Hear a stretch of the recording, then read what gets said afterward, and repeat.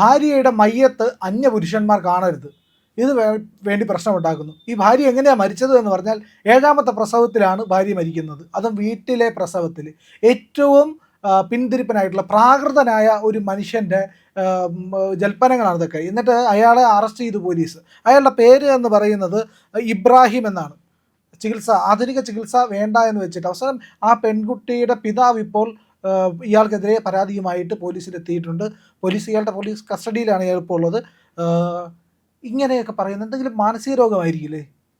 ഇത് മാനസിക രോഗം തന്നെയാണ്, പക്ഷെ അതിനേക്കാൾ ഉപരി വൈകൃതവും കൂടെയാണ്. കാര്യം ഇപ്പോൾ കേരളത്തിൽ ഇതിപ്പം വല്ലാണ്ട് വ്യാപിച്ചു വരുന്നുണ്ട് സംഗതി. അതിൻ്റെ ഒരു കേരളം ഈ പറഞ്ഞ പോലെ 2 ദിശകളിലേക്ക് പോയിക്കൊണ്ടിരിക്കുക. ഒന്ന്, എല്ലാം നമുക്ക് തുറന്ന് പ്രദർശിപ്പിക്കാം അത് എന്നുള്ള ഒരു സമീപനമുണ്ട്. അതായത് വളരെ ഫാഷൻ്റെ പേരിലാണെങ്കിലും സ്വാതന്ത്ര്യത്തിൻ്റെ പേരിലാണെങ്കിലും ഒക്കെ ഒരു ഭാഗത്ത് വിശേഷിച്ചും സ്ത്രീകളുടെ ആണെങ്കിൽ എക്സ്പോസ്ഡ് ബോഡി ഒരു ആയിട്ട് നടക്കുന്ന ഒരു ഫാഷനബിളായിട്ടുള്ള ആൾക്കാരുണ്ട്. താല്പര്യത്തിൻ്റെ പുറത്ത് മറ്റു പല കാരണങ്ങളുണ്ടൊക്കെയാണ്. അത് അവരുടെ ഒരു സ്വാതന്ത്ര്യമാണ്. അതൊരു വശത്ത് നടക്കുന്നുണ്ട്. അതേപോലെ തന്നെ വേറൊരു വശത്ത് എല്ലാം മൂടിക്കെട്ടിക്കൊണ്ട് ഉള്ളൊരു സഞ്ചാരങ്ങളുണ്ട്. അപ്പോൾ ഇതെല്ലാം സൂചിപ്പിക്കുന്നത് 2 എക്സ്ട്രീംസ് കേരളത്തിൽ ഇങ്ങനെ കളിച്ചുകൊണ്ടിരിക്കുകയാണ്. കേരളത്തിൻ്റെ ഒരു പ്രത്യേകത ഏതാണ്? എപ്പോഴും ഒരു മിഡിൽ പാത്ത് എന്ന് പറയുന്നൊരു സംഗതി പലപ്പോഴും മലയാളിക്ക് നഷ്ടമാകുന്നുണ്ട്. ഒന്നുകിൽ അങ്ങേയറ്റം അല്ലെങ്കിൽ ഇങ്ങേയറ്റം എന്നുള്ളൊരവസ്ഥയാണ്. അപ്പോൾ അങ്ങേയറ്റം പോവുകയാണെങ്കിൽ അങ്ങ് അതിൻ്റെ എക്സ്ട്രീമിലേക്ക് പോകും. ഇവിടെ ഇങ്ങേയറ്റം വന്നിരിക്കുന്നു. ഇവിടെ ഈ പറഞ്ഞതുപോലെ ഇപ്പം എല്ലാ മതങ്ങളിലും ഉണ്ട് ഈ പറഞ്ഞതുപോലെ ഈ പ്രാകൃതമായ ഏർപ്പാടുകൾ. അതിനകത്ത് മതത്തിൻ്റെയോ ജാതിയുടെയോ ഒന്നും വലിയ വ്യത്യാസമൊന്നുമില്ല. ഏറ്റക്കുറച്ചിലുകളുണ്ടെന്ന് മാത്രമേ ഉള്ളൂ. അതിപ്പോൾ ഹിന്ദു മതവിശ്വാസികളുടെ ഇടയിലുണ്ട്, ക്രിസ്ത്യാനികളുടെ ഇടയിലുണ്ട്. ഇപ്പോൾ ഈ പറഞ്ഞതുപോലെ ഈ രഹസ്യമായിട്ട് കിടക്കുന്ന പ്രാർത്ഥനകളുണ്ട് ക്രിസ്ത്യാനികളുടെ ഇടയിൽ, അല്ലേ? ചെകുത്താനെ ആരാധിക്കുന്ന വളരെ ഗോപ്യമായിട്ട് അത് കണ്ടെത്താൻ പോലും പ്രയാസമാണ്. ആൻറ്റി ക്രൈസ്റ്റ് പറയുന്ന സംഗതി അത് രാത്രി കാലങ്ങളിലൊക്കെ നടത്തുന്ന സംഗതിയിൽ അതൊരു ഭാഗത്ത് നടക്കുന്നുണ്ട്. അതേപോലെ മുസ്ലിങ്ങളുടെ ഇടയിൽ ഈ പറഞ്ഞതുപോലെ ഒരുപാട് അനാചാരങ്ങൾ ഇപ്പോൾ ഇങ്ങനെ വർദ്ധിക്കുന്നുണ്ട്. അത് പണ്ടില്ലാത്ത രീതിയിൽ ഇപ്പോൾ വർദ്ധിക്കുന്നുണ്ട്.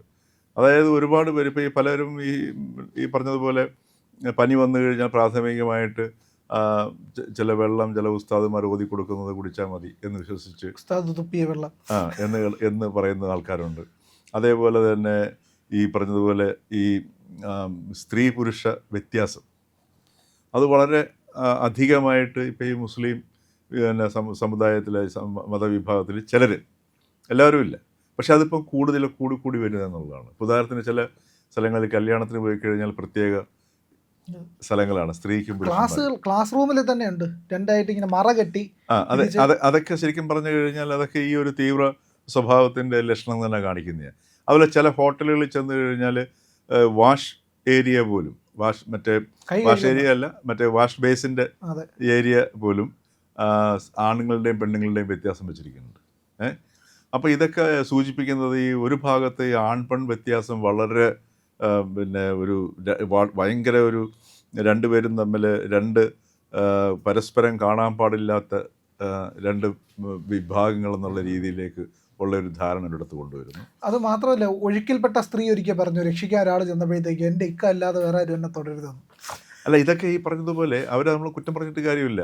അപ്പോൾ അങ്ങനെയുള്ളൊരു മാനസിക അവസ്ഥയിലേക്ക് ഈ മനുഷ്യൻ പോകും. ഇത് മനുഷ്യൻ്റെ ഒരു ഗതികളും കൂടെയാണ്. അപ്പോൾ ആ സ്ത്രീയുടെ ഗതിയുടെ ആലോചന അവരെന്തുമാത്രം വേദനയും വിഷമവും ദുഃഖവും എന്തെല്ലാം അനുഭവിച്ചിട്ടുണ്ട്. 7 തവണ പ്രസവിച്ച ഒരു സ്ത്രീ. അതുപോലെ തന്നെ അവരും മനുഷ്യ സ്ത്രീയാണല്ലോ. അത് കഴിഞ്ഞിട്ട് ഈ രോഗം വന്നിട്ട് അവർക്ക് ചികിത്സ കിട്ടുന്നില്ല. അതിൻ്റെ ഭാഗമായിട്ട് ഒരു എത്ര രീതിയിലുള്ള ഒരു സഫറിങ് ഇതായിരിക്കും അനുഭവിച്ചത്. അവർ മനുഷ്യ സ്ത്രീയാണ്.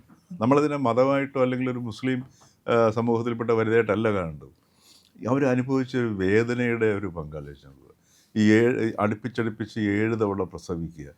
അതൊക്കെ ഈ പഴയ കാലത്താണെങ്കിൽ ഇപ്പോൾ കൂട്ടുകുടുംബത്തിലൊക്കെ താമസിക്കുന്ന സമയത്തൊക്കെ ആണെങ്കിൽ അതൊക്കെ അന്നത്തെ വ്യവസ്ഥിതിക്ക് അത് ചേർന്ന രീതിയിൽ പോകാനുള്ള സംവിധാനങ്ങളുണ്ടായിരുന്നു. അപ്പോൾ ഇത് ഇങ്ങനെ വരുന്നു. അത് കഴിഞ്ഞിട്ട് അക്യുപഞ്ചർ ചികിത്സ എന്ന് പറയുന്നൊരു ചികിത്സ. ആ ചികിത്സയുടെ അത് ശരിയോ തെറ്റോ എന്നുള്ളതല്ല നമ്മൾ ചർച്ച ചെയ്യേണ്ടത് ഇവിടെ. കാര്യം അക്യുപഞ്ചർ ചികിത്സ കൊണ്ട് അത് ചിലരത് ഇപ്പോൾ ഇവിടെ പല സ്ഥലങ്ങളിലും നടക്കുന്നുണ്ട്. അപ്പോൾ അതിനകത്ത് മാത്രം ഒതുങ്ങി നിന്നുകൊണ്ട് പിന്നെ ഒരു സ്ത്രീയെ പുരുഷന്മാരായ അല്ലെ ആണുങ്ങളായ ഡോക്ടർമാർ കാണാൻ പാടില്ല. ഇങ്ങനെയൊക്കെയുള്ള ഒരുപാട് പ്രാകൃതമായ അവസ്ഥയിലേക്ക് ഒരു ഭാഗത്ത് അതിശക്തമായ രീതിയിൽ, വിശേഷിച്ചത് മുസ്ലിം മതവിഭാഗത്തിനിടയിൽ ഇപ്പം വല്ലാതെ വർദ്ധിച്ചു വരുന്നുണ്ട്. അത് ശരിക്കും പറഞ്ഞാൽ അതിനകത്തു നിന്ന് തന്നെയാണ് അതിനെതിരെയുള്ള ഒരു മാറ്റം ഉണ്ടാകാനായിട്ട് ശ്രമിക്കേണ്ടത്. കാരണം ഇതിന് ഈവൻ കഴിഞ്ഞ ദിവസത്തിൽ നമ്മുടെ പാളയം ഇമാം, ആ പാളയം ഇമാം നമ്മുടെ ആറ്റുകാൽ പൊങ്കാല വന്നപ്പോഴത്തേക്ക് അദ്ദേഹം നടത്തിയൊരു പ്രസ്താവന എന്തുമാത്രം മാറ്റമാണ് സൊസൈറ്റിയിൽ ഉണ്ടാക്കിയിരിക്കുന്നത് അല്ലേ. നമ്മുടെ പൊങ്കാലിടാൻ വരുന്ന സഹോദരങ്ങൾക്ക് നൊയമ്പ് സമയമാണ്, നൊയമ്പ് സമയത്ത് മറ്റാർക്കും ഭക്ഷണം കൊടുത്തുകൂടാ എന്ന് തന്നെ വിശ്വസിക്കുന്ന ആൾക്കാർ ഉള്ള സംസ്ഥാനമാണ്. പക്ഷേ അവിടെയാണ് ടി വിയിൽ ഒരു ചായ കുടിക്കുന്നത് കണ്ട ആഹാരളകുന്ന ആൾക്കാർ.